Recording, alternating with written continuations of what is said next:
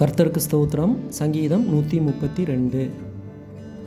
கர்த்தாவே, தாவீதையும் அவனுடைய சகல உபத்திரவத்தையும் நினைத்தருளும்.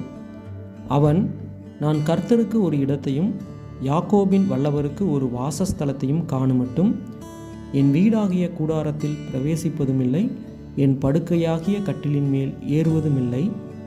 என் கண்களுக்கு நித்திரையையும் என் இமைகளுக்கு உறக்கத்தையும் வரவிடுவதுமில்லை என்று கர்த்தருக்கு ஆணையிட்டு யாக்கோபின் வல்லவருக்கு பொருத்தனை பண்ணினான்.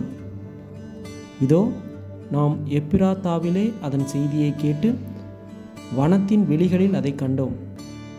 அவருடைய வாசஸ்தலங்களுக்குள் பிரவேசித்து அவர் பாதபடியில் பணிவோம். கர்த்தாவே, உமது வல்லமை விளங்கும் பெட்டியுடன் நீர் உமது தாபர ஸ்தலத்திற்குள் எழுந்தருளும். உம்முடைய ஆசாரியர்கள் நீதியை தரித்து உம்முடைய பரிசுத்தவான்கள் கெம்பீரிப்பார்களாக. நீர் அபிஷேகம் பண்ணுவித்தவனின் முகத்தை உமது தாசனாகிய தாவீது நிமித்தம் புறக்கணியாதிரும்.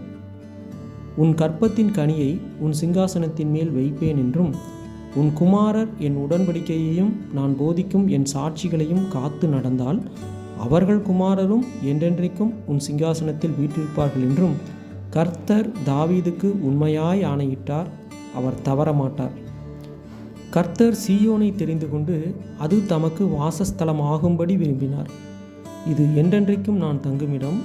இதை நான் விரும்பினபடியால் இங்கே வாசம் பண்ணுவேன்.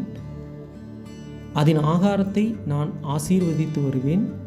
அதன் ஏழைகளை நான் அப்பத்தினால் திருப்தியாக்குவேன்.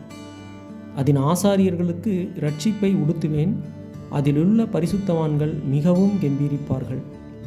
அங்கே தாவீதுக்காக ஒரு கொம்பை முளைக்க பண்ணுவேன். நான் அபிஷேகம் பண்ணுவித்தவனுக்காக ஒரு விளக்கை ஆயத்தம் பண்ணினேன். அவன் சத்துருக்களுக்கு வெட்கத்தை உடுத்துவேன். அவன் மீதிலோ அவன் கிரீடம் பூக்கும் என்றார். ஆமென்.